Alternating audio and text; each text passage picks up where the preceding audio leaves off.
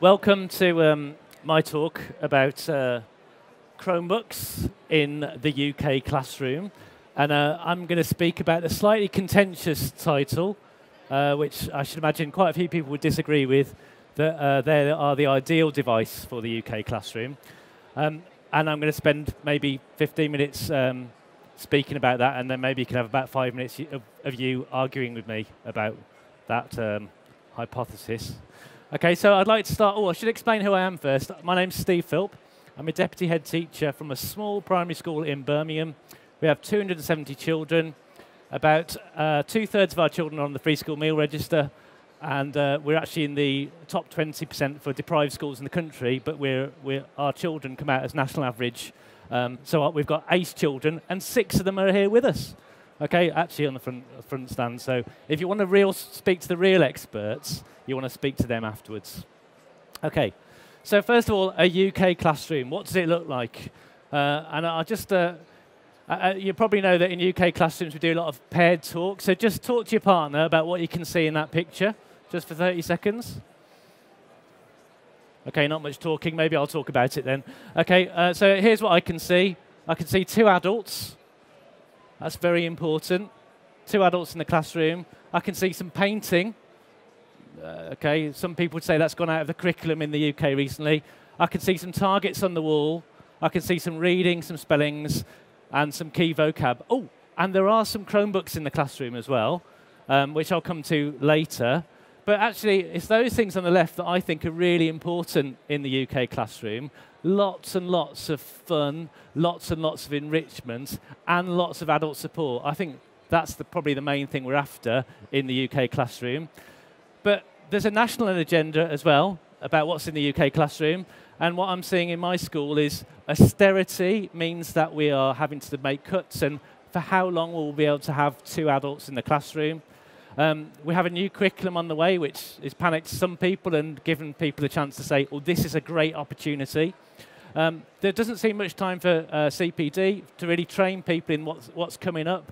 You probably know that it's been proven by the Sutton Trust report that the best way of improving outcomes for children is nothing to do with technology. It's about children giving effective feedback, teachers giving effective feedback to their children. That's a big CPD need, and actually there isn't much time for it. And you know, 30 years ago, the BETT show wasn't just about technology, because the T was for training, one of the T's in it. And I think that's kind of been lost over the time. We've kind of lost technology, and, well, sorry, we've lost training, and it's become taken over by technology. A recent report said that in terms of tablet computers, it's dominated by iPads. And I wonder if you looked at a world picture, whether that would be the case, whether as many countries as the UK would be able to afford that sort of ratio. And also, we're dominated by a standards agenda. But that's enough of me politicizing. I should really talk about Chromebooks in my school. So we use Chromebooks across the school. We've got nearly 60 now. And that's, well, it's not 1 for 1, as you can see, but we use them for our very youngest children. When the reception teachers asked me for Chromebooks, I was really surprised, because we'd already given them some iPads, but they were saying, we want something with a keyboard. We want something that we can use readily and easily for the things we want them to do. And actually, that's what the learning platform looks like for our reception children.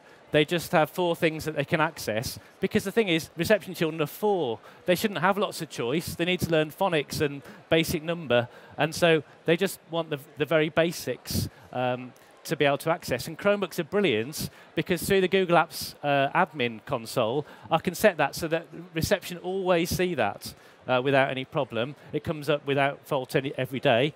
The 8-second startup on a Chromebook has been really useful, because it means the teachers just have to open them.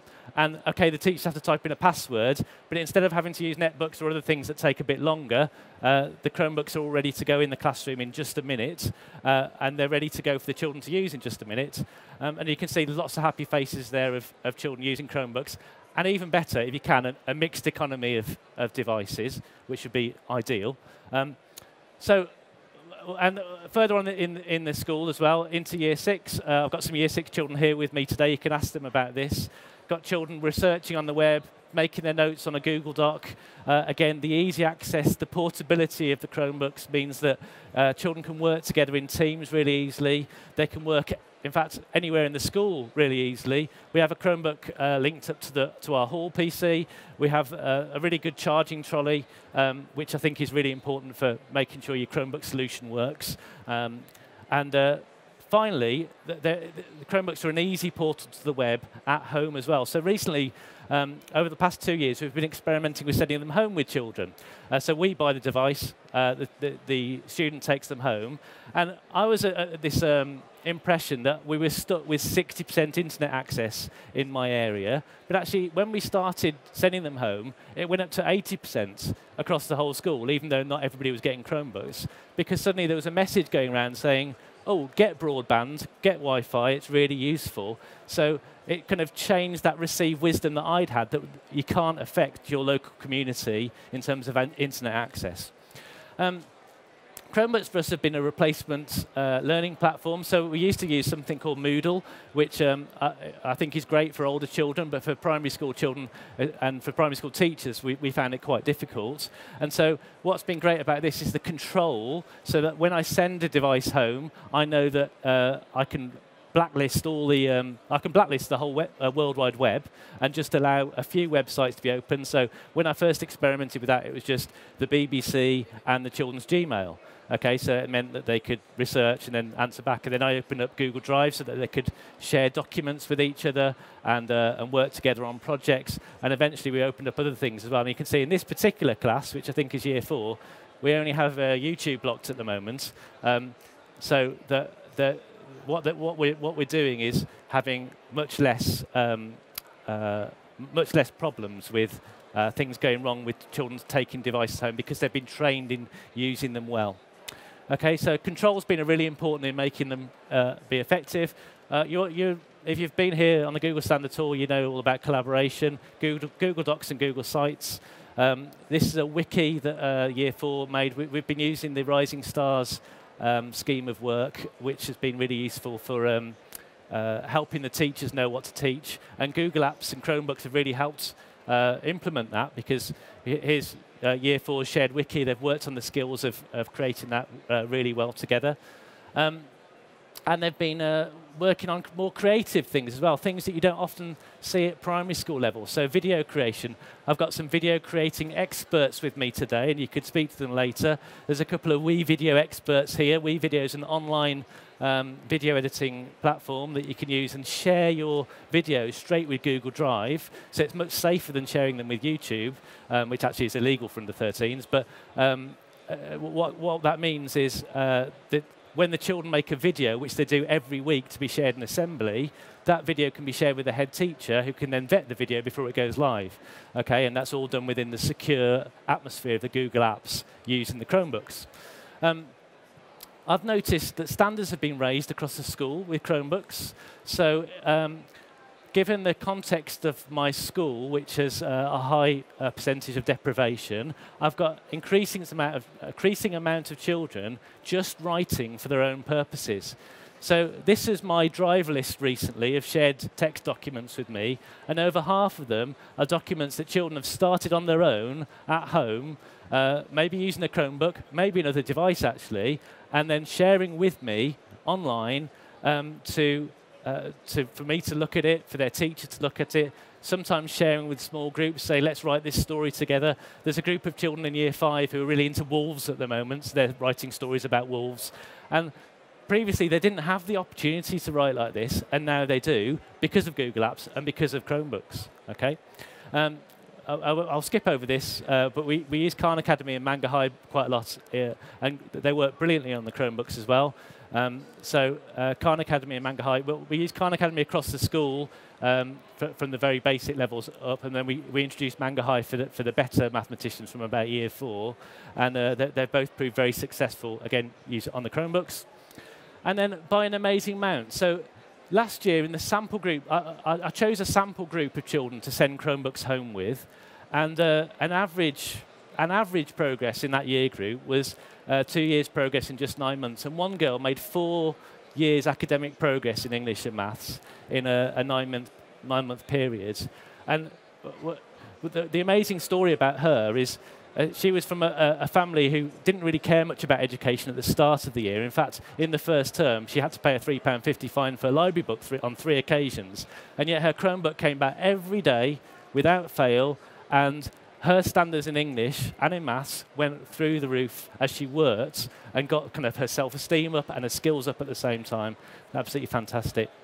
So back to the UK classroom and how Chromebooks fit in.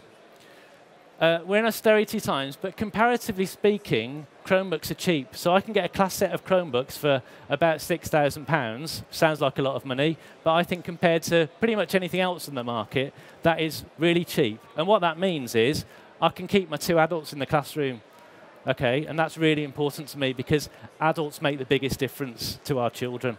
The new curriculum, but Chromebooks are really flexible. So what I mean by that is there's loads of things out there on the web that are going to help you teach the new curriculum, and Chromebooks are just an easy portal that gets straight onto the web. Okay, there are no barriers to it. No time for CBD, but yet everybody knows how to use the web.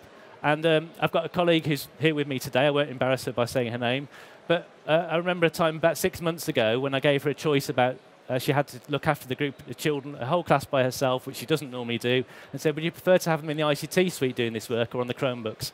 And she said, I prefer to use the Chromebooks, and that's because the Chromebooks are actually easier for us. We've got more used to using them, and it's just the web, you know, so there's no time taken out of lesson time at all. I'm not really going to get into the argument about iPads because I think they're complementary, but I think if I was given the choice between, I've looked into some different pricing for tablets and for iPads and Chromebooks, and each time it comes to me that Chromebooks are the value for money device. The standards agenda, all the research shows that technology helps, but it's an expensive way of improving teaching and learning. So if you're going to get devices into school, they need to not take money away from what you're actually going to invest in, which is the quality of your teachers and the quality of your teaching assistants.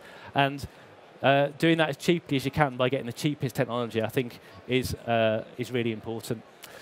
So finally, I wear many hats. I'm a deputy in a small primary school, so I don't just look after technology. It is my job to make sure the projectors work first thing in the morning and that the computers are all plugged in and all that sort of stuff. So when something goes wrong, they come to me first. But you know, I'm also in charge of making sure that children behave well, and in charge of maths, and in charge of staffing, and you know, I wear lots of different hats. And for me, Chromebooks are the thing that don't cause me any problems. Okay, they're the things that don't go wrong. So they don't take any time out of my day. They don't take any time for me to sort them out or anything. My PCs do, my iPads do, my Wi-Fi network does. Lots of other things take time out of my day, which I could really be doing, spending improving teaching and learning and wearing my other hats. But the Chromebooks don't. And in fact, since we got Chromebooks and we replaced a suite of netbooks, actually, we've gone down from having a technician maybe a day or 2 days a week to only having a technician half a day a week now. And it's really reduced those costs for us and also freed me up to do other things around the school. Well, you're most welcome to catch the children about how we use them. They're going to be around for the next 10, 20 minutes, and I'll be also around for about 20 minutes as well if you want to talk to me about our story about why we think Chromebooks are absolutely fab. Okay, thanks.